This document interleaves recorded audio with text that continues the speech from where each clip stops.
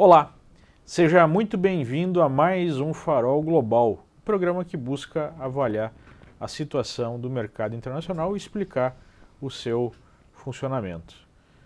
O mercado começou a semana nervoso, o S&P chegou perto do início aí do pregão a fazer quase 1% de queda. Nós tivemos a continuação da alta do dólar frente a outras moedas e tudo por conta, de um fluxo negativo aí de notícias no início dessa semana. Até pela reação, pela dinâmica de preço em relação a esse fluxo, podemos dizer que o mercado demonstrou uma certa força compradora, porque ao final do pregão nós tivemos um fechamento positivo, As preocupações começaram já no domingo, quando o ministro do Interior da Alemanha, do partido CSU, que faz parte da coalizão do governo da Angela Merkel, o Horst Seehofer, resolveu renunciar ao cargo e renunciar à sua posição no partido. Tudo ainda decorrência daquilo que nós conversamos na sexta-feira, da crise migratória. Uma boa parte do eleitorado alemão pressiona os partidos por conta aí de um fluxo muito intenso de imigrantes nos últimos anos. Esse ministro do Interior busca uma política, ou buscava uma política mais restritiva dessa imigração. Queria, por exemplo, que aqueles imigrantes que estão na Alemanha, mas que pediram asilo no primeiro país que eles entraram, a regra internacional é que você pode pedir asilo no primeiro país, e na Europa também segue esse pressuposto, fossem simplesmente devolvidos aí, expulsos do país, sem nenhum critério em relação a onde eles iriam. Já a Angela Merkel queria fazer algo negociado. Nós tivemos uma negociação na semana passada que terminou aí com algumas políticas mais restritivas, como a criação de centros de processamento de imigrantes, é um eufemismo para detenções provisórias, além de uma área de desembarque no norte da África para imigrantes que estão no mar. Então, se navios da guarda costeira de países europeus interceptam esses navios que tentam entrar com imigrantes ilegais, eles passariam a levar esses barcos para esses portos no norte da África.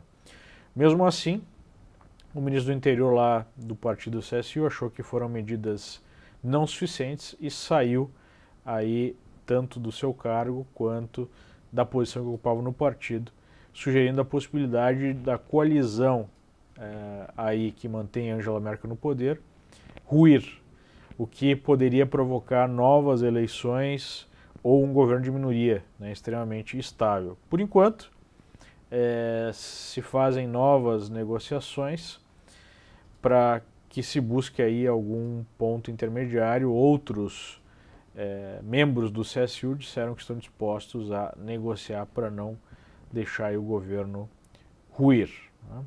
Então, isso gera uma expectativa em relação ao aumento da instabilidade política na Alemanha e na Europa como um todo, e produziu uma valorização do dólar em relação ao euro, e gera tensão aí nas bolsas globais.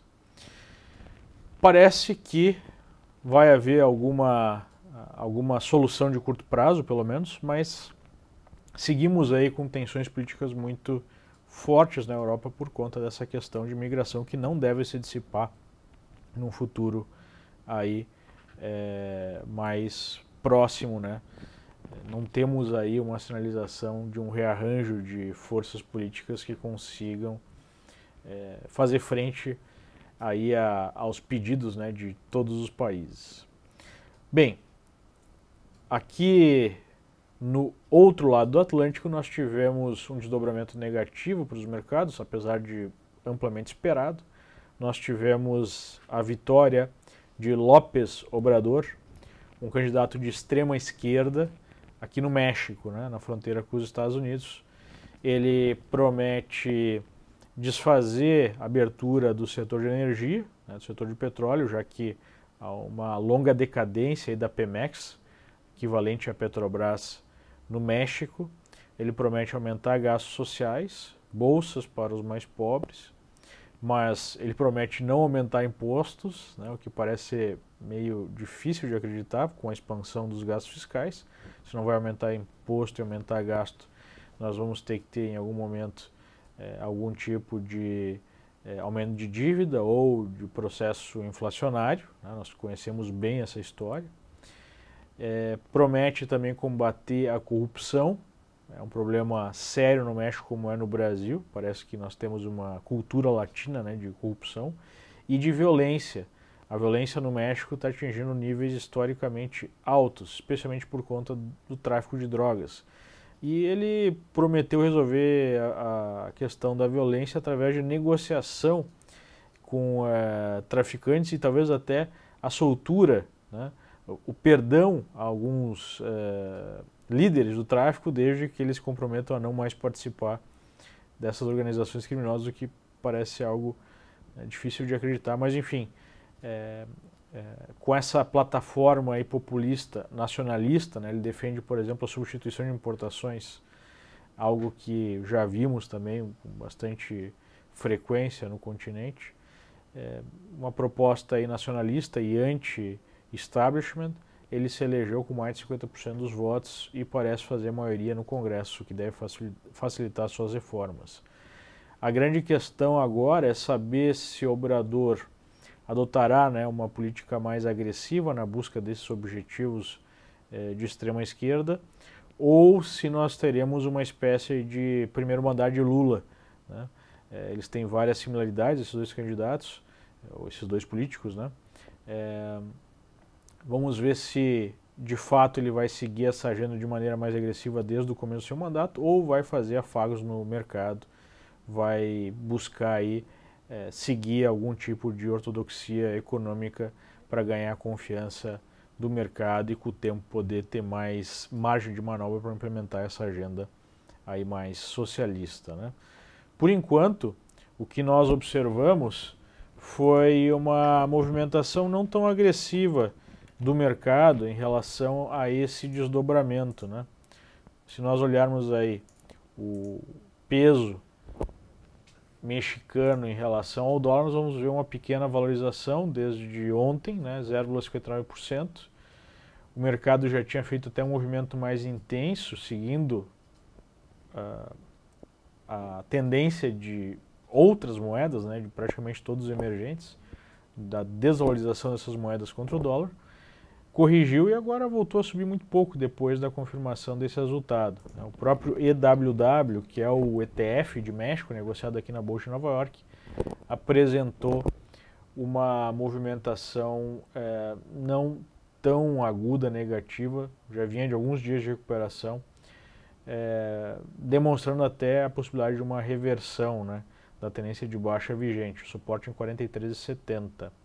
Pela reação do mercado, há uma boa chance, né, de haver alguma recuperação, esperando aí uma certa postura mais neutra do candidato, que seria aí o mais inteligente até a fazer para o candidato, né? Então é preciso ficar atento a uma possível recuperação do México no curtíssimo prazo, mas uma deterioração do México no prazo um pouco maior por conta dessas políticas que nós sabemos que não funcionam, né? Mas elas podem gerar aí, pelo menos no curto espaço de tempo, uma postura, né? Se esperava o pior e o sujeito tem uma postura um pouco mais ortodoxa na economia, nós poderíamos esperar alguma recuperação para posterior movimentação negativa. Bom, ainda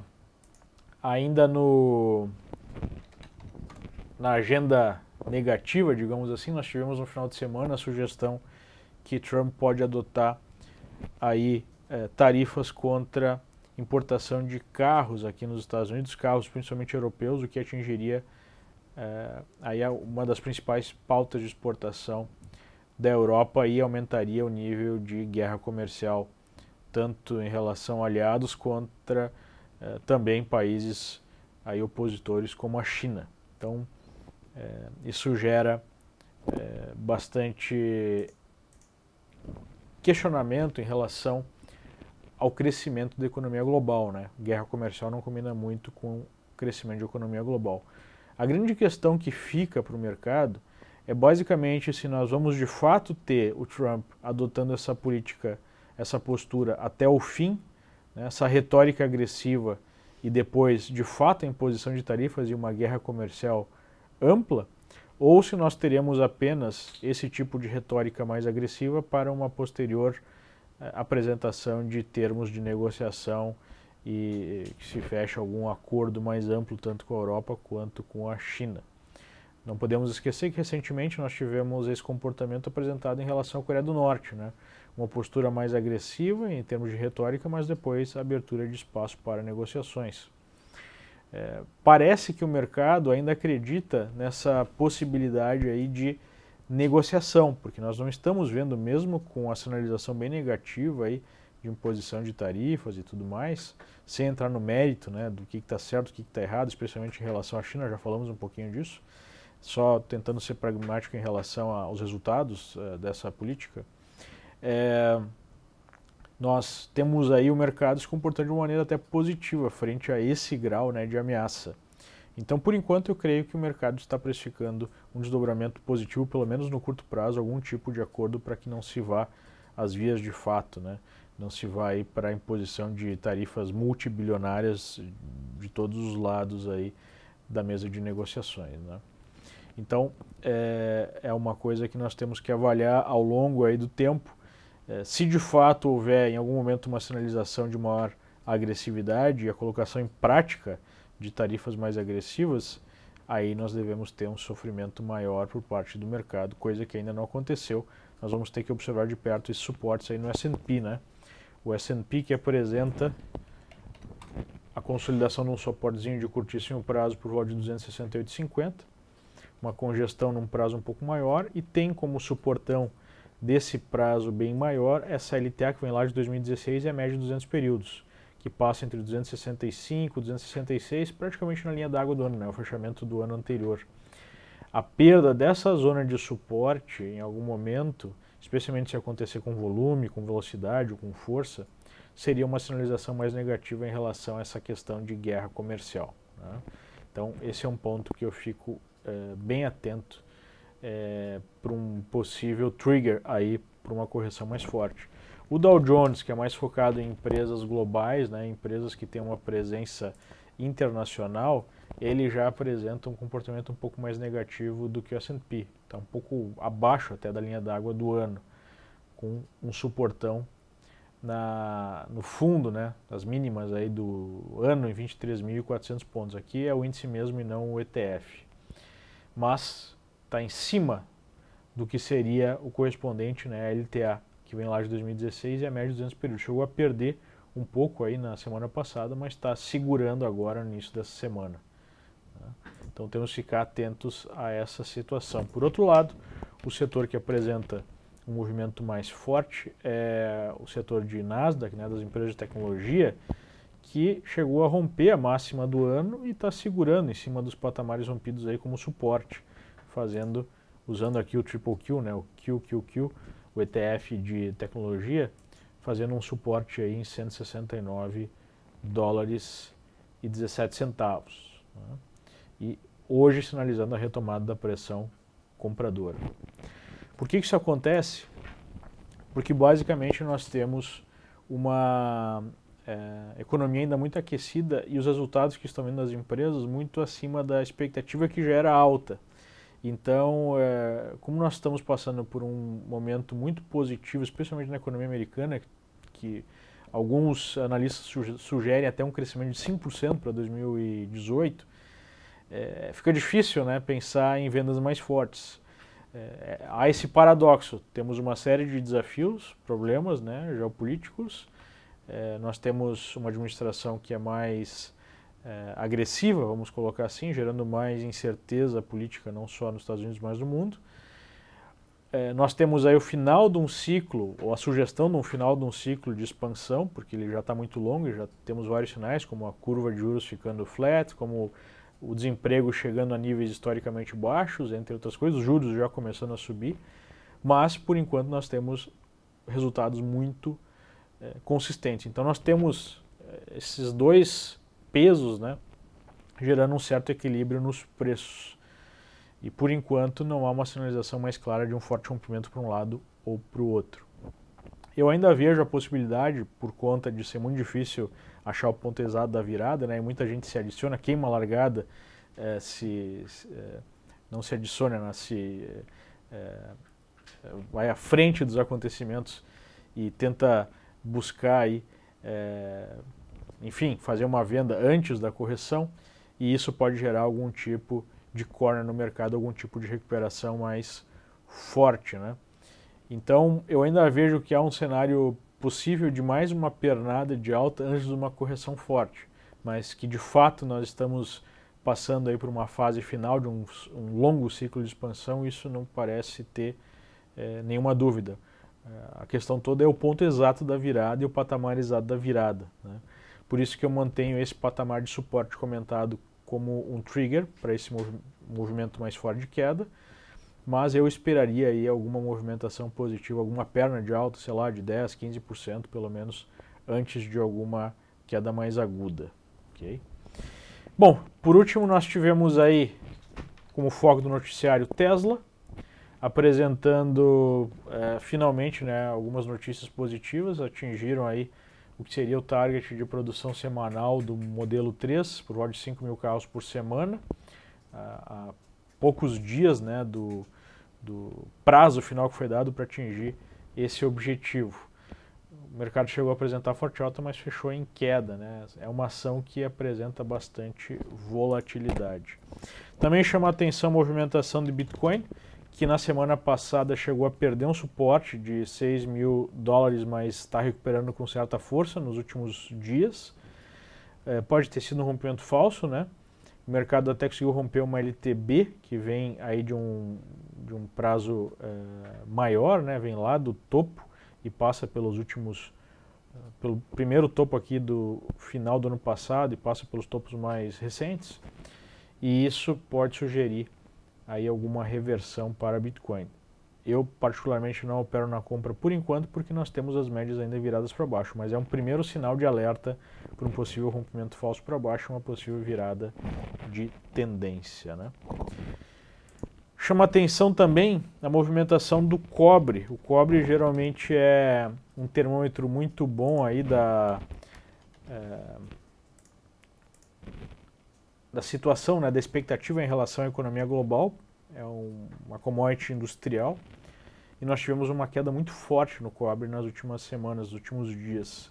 Então, mais um sinal negativo em relação à economia global. Inclusive, o cobre está em cima de um suporte importante agora. Então, basicamente, esses são os temas aí que fizeram a cabeça dos traders e investidores globais. E nós vimos que, em relação ao México, né, o país tem muito mais a se preocupar do que simplesmente a derrota para a seleção brasileira hoje mais cedo, né? Um presidente com uma visão socialista, num cenário complexo, né, de relação com os Estados Unidos e ainda, né, com uma visão bastante nacionalista, de fechamento de fronteiras, pode gerar aí um estrago grande na economia mexicana no prazo maior, apesar, né, de, como eu falei para vocês, acreditar até numa possível recuperação no curtíssimo prazo e no início da sua presidência. Ok? Muito obrigado pela atenção e até a próxima. Um grande abraço. Tchau, tchau.